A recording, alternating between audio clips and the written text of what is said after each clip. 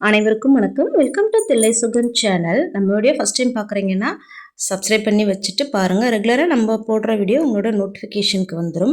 இட்லி பூ வந்து yellow colour இடையில பூக்காமல் இருந்துச்சு. இட்லி பூவும் வந்து பூக்குது.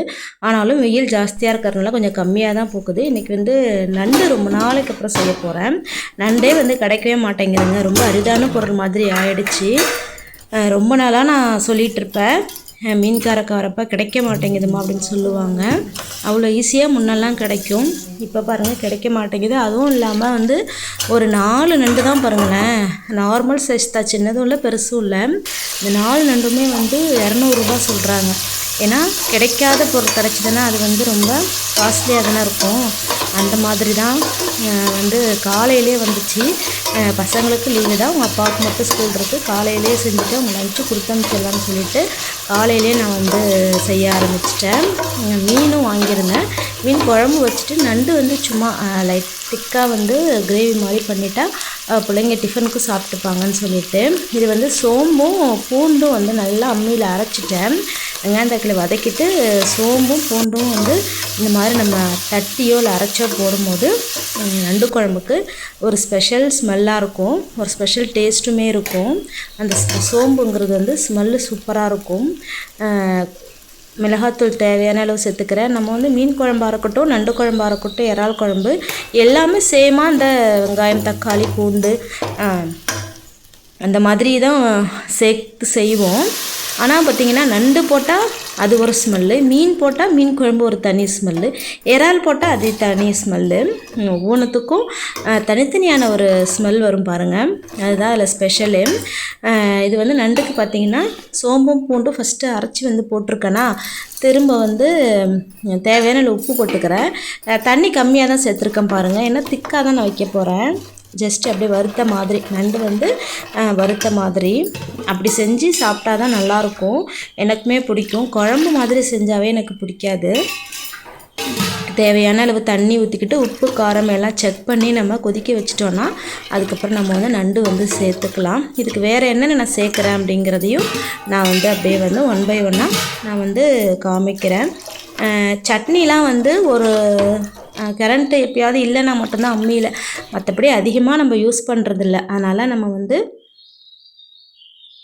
இப்போ அம்மியில் அரைச்சி செய்யணும் அப்படின்ட்டு தான் முடிவு பண்ணியிருந்தேன். திரும்ப வந்து லாஸ்ட்டாக நண்டு குழம்பு இறக்க போகிறப்ப மிளகு சீரகம் பூண்டு அதை வந்து நான் தட்டி சேர்ப்பேன், நல்லாயிருக்கும். அதுலேயே வந்து ரசத்துக்கும் வந்து எடுத்துக்கலாம். மிளகு சீரகம் பூண்டு ரசத்துக்கும் சேர்த்து தான் நான் வந்து இடித்து எடுக்கிறேன்.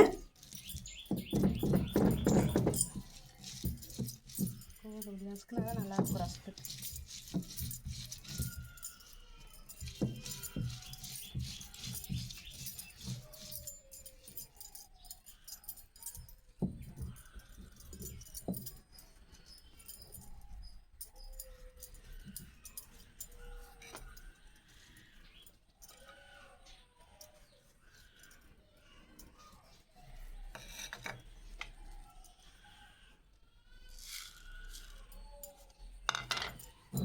நெக்ஸ்ட்டு பார்த்திங்கன்னா மிளகு ஜீரகமும் நம்ம வந்து இதில் வந்து அரைச்சிக்கலாம். புது அம்மியில் நல்லா சூப்பராக அரையுதுங்க. ரொம்ப வந்து நம்ம கஷ்டப்பட்டு அரைக்க தேவையில்ல. ஏன்னா நல்லா கொத்தி இருக்குல்ல, நல்லா அரையுது. பின்னாடி வீட்டில் குழந்தைங்க வேறு கத்திக்கிட்டு இருக்காங்க. அது வேறு இதில் சவுண்டு வந்து குழந்தைங்க எழுகிற மாதிரி கேட்கக்கூடாது. சைட்லேயும் குழந்தைங்க தான், வீட்டை சுற்றி எல்லாம் காலையிலே பார்த்திங்கன்னா ஆளுக்கு கத்திகிட்டு இருப்பாங்க. பக்கத்து வீட்டில் ஆரி நம்ம வீட்டிலேருந்து விளையாடுவான்ல தம்பி, அவனும் காலையிலே இங்கே வரணும்னு ஒரே அடம் பண்ணிட்டு அழுதுட்டு இருந்தான். காலையில் ஸ்கூல் இருக்குல்ல எல்லாருக்கும், அதனால் நான் வந்து இல்லைன்னா போய் தூக்கிட்டு வந்திருப்பேன். அதனால் நான் போகலை, அப்படி பார்க்காத மாதிரி வந்துட்டேன். அழுகுறான் வரணும்னு சொல்லிட்டு. குழம்பு வந்து நல்லா கொதிச்சிருச்சு. நண்டையும் வந்து நம்ம இப்போது சேர்த்துக்கலாம். நண்டு சேர்த்ததுக்கப்புறம் கொதிக்கட்டும். மீன் நான் வாங்கிட்டு இருந்தேன் பாருங்கள். அப்போவே வந்து பார்த்துட்டான் பக்கத்து வீட்டு பையன். பார்த்துட்டு ஹார்ஸ் வெளியில் நின்றுட்டு இருந்தது. ஹார்ஸ் பார்க்கணும் ஒரே அடம். நைஸாக வெளில வர்றதுக்கு ஐடியா அவனுக்கு அது. அப்புறம் நான் வந்துட்டேன். மீன்கார அக்காவும் சொன்னாங்க வெளியில் விடுமா விளையாட அப்படின்ட்டு. ரசமும் சைடில் 1 பை 1 செஞ்சிட்ருக்கிறேன். உள்ளேயே அடைச்சி வச்சுனா அப்படி தான் அழுவான்ட்டு. என்ன ஒரு பிரச்சனைன்னு பார்த்தீங்கன்னா, விளையாட வந்துட்டு சாப்பிட்ற டைமுக்கு தூங்குகிற டைம் வந்து கூப்பிட்டாங்கன்னா போகணும்ல, போக மாட்டேங்கிறான். அதுதான் ஒரு பிரச்சனை. அது வந்து திரும்ப அழுக ஆரம்பித்தான்னா சமாதானமே படுத்த முடியல. ரொம்ப கத்துறான், உடம்ப போட்டு நெளிப்பான், இது பண்ணுவான். அவங்க ரொம்ப கஷ்டமாக இருக்குங்க, சமாதானம் பண்ணவே முடியலன்னு அன்றைக்கி சொன்னாங்க. அதனால தான் வந்து நானும் சரி ரொம்ப வந்து கஷ்டப்படுத்த வேண்டாமேன்ட்டு எனக்குமே இடையில விளையாண்டானா அவனுக்கு தெரியாமல் நான் அவனை பார்த்துப்பேன். மாடியிலேருந்து ஸ்டெப்பில் இருந்தே பார்த்துப்பேன். அவங்க மாடி ஸ்டெப்பு நம்ம மாடி ஸ்டெப்பு பக்கத்து பக்கத்தில் இருக்கும். அந்த ஸ்டெப்பில் நின்றுட்டு சொல்லுவான், அத்தி தூக்கு அத்தி தூக்கு அப்படின்னுட்டு. அப்போவே கஷ்டமாக இருக்கும். தேங்காய், சோம்பு, கசகசா அதுவும் அரைச்சி நான் சேர்த்துக்கிறேன் கடைசியாக. கொதிக்கட்டுங்க. ரசமும் சைடில் தாளித்து விட்டுக்கலாம். அந்த மாதிரி தான் காலையில் நடந்துச்சு. தூக்க சொல்லி அழுகிறான். சரி நம்ம இங்கே வந்தால் அப்புறம் வேலைகள் பார்க்க முடியாது, அவனும் வீட்டுக்கு போக மாட்டேன்னு சொல்லிட்டு அழுவான். இப்படி தான் இருக்குது. வீடும் வந்து காலி பண்ண போகிறாங்க. அதனாலவே நான் கொஞ்சம் அவாய்ட் பண்ணிகிட்ருக்கேன். எனக்கு ஒரு பக்கத்துலலாம் வந்து அப்படி அதனால தாங்க ரொம்ப பழகிறதுக்கு இதுவாக இருக்கும். அப்புறம் வீடு காலி பண்ணிட்டு போனாங்கன்னா நமக்கு வருத்தமாக இருக்கும்.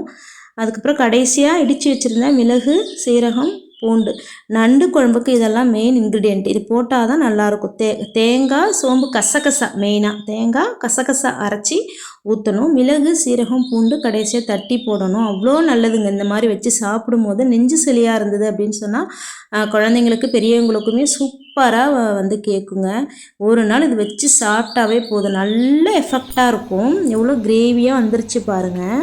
இது காலையில் டிஃபனுக்குமே வந்து சாப்பிட்டுப்பாங்கன்னு சொல்லிட்டு நான் வந்து இட்லி ஊற்றி வச்சுருக்கிறேன். மீன் குழம்பும் நான் வந்து லஞ்சு பேக் பண்ணி கொடுத்துட்டேன் பாப்பாவோட அப்பாவுக்கு. அதனால தான் கம்மியாக இருக்குது, அதுக்கு லேட் ஆகிடுச்சு, இதெல்லாம் காமிக்க முடியல. லஞ்சு பேக் பண்ணி கொடுத்துட்டேன். குழம்பு கொஞ்சம் மட்டும் எங்களுக்கு இருக்குது. ரைஸும் வந்து எங்களுக்கு மட்டும் கொஞ்சம் எடுத்து வச்சுருக்கேன், அவங்களுக்கு கொடுத்துட்டு. இவ்வளோ இருக்குது, இது போதும் எங்களுக்கு.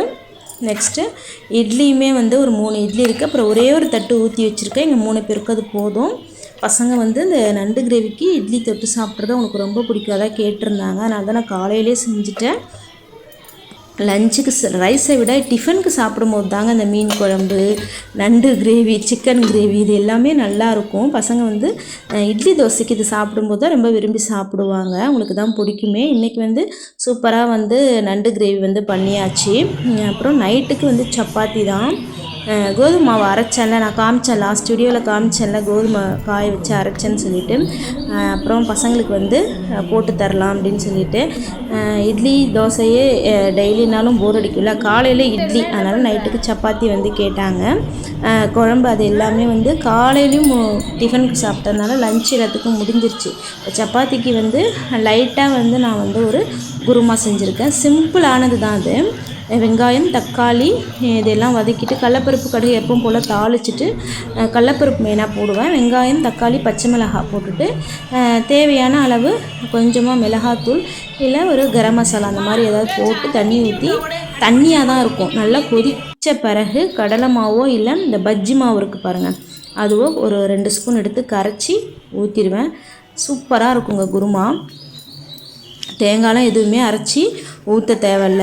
குருமா மாதிரியும் இருக்கும், சாம்பார் மாதிரியும் இருக்கும். சப்பாத்திக்கு ரொம்ப பிள்ளைங்க விரும்பி அதை சாப்பிடுவோம். எந்த காய்கறியும் கிடையாது, கேரட்டோ பீன்ஸோ உருளைக்கிழங்கு எதுவுமே அதுக்கு போட தேவையில்ல. ஆனால் இருந்தாலும் போட்டுக்கலாம். இல்லை அது கட் பண்ண டைம் இல்லைன்னா இந்த மாதிரி செஞ்சுக்கலாம். எவ்வளோ சூப்பராக இருக்குது பாருங்கள். வெங்காயம், தக்காளி, பச்சை மிளகாய், அவ்வளோதான். கருவேப்பிலை, கொத்தமல்லி எல்லாம் போட்டு கடலைப்பருப்பு கொஞ்சம் போடுவேன். பஜ்ஜி மாவு கொஞ்சம் கரைச்சி ஊற்றிடுவேன். ஊற்றி நல்லா மிக்ஸ் பண்ணி கொதிக்க வச்சுருவேன். சூப்பராக வந்து சப்பாத்திக்கான குருமாவும் வந்து ரெடி ஆகிடுச்சு. நைட்டு டிஃபன் எது தாங்க, சப்பாத்தி குருமா. இந்த குருமா வந்து பூரிக்கு கூட செஞ்சுக்கலாம், நல்லாயிருக்கும். இட்லி தோசைக்குமே செஞ்சுக்கலாங்க, எல்லாத்துக்குமே நல்லாயிருக்கும். இன்றைக்கி சமையல் வந்து எங்கள் வீட்டில் வந்து பார்த்திங்கன்னா மீன் குழம்பு, நண்டு கிரேவி, நல்ல தேங்காய், சோம்பு, கசகசா, மிளகு, ஜீரகம், பூண்டு எல்லாம் அரைச்சி போட்டு செம்மையாக இன்றைக்கி இருந்துச்சு சமையல். நம்ம வீடியோ பிடிச்சிருக்குன்னு நினைக்கிறேன். லைக் பண்ணுங்கள், ஷேர் பண்ணுங்கள், கண்டிப்பாக கமெண்ட் பண்ணுங்கள் எப்படி இருந்தது நண்டு கிரேவின்னு சொல்லிவிட்டு. மறக்காமல் சப்ஸ்கிரைப் பண்ணிவிட்டு பாருங்கள். நெக்ஸ்ட்டு நல்ல வீடியோவில் மீட் பண்ணலாம். தேங்க்ஸ் ஃபார் வாட்சிங். Thank you so much.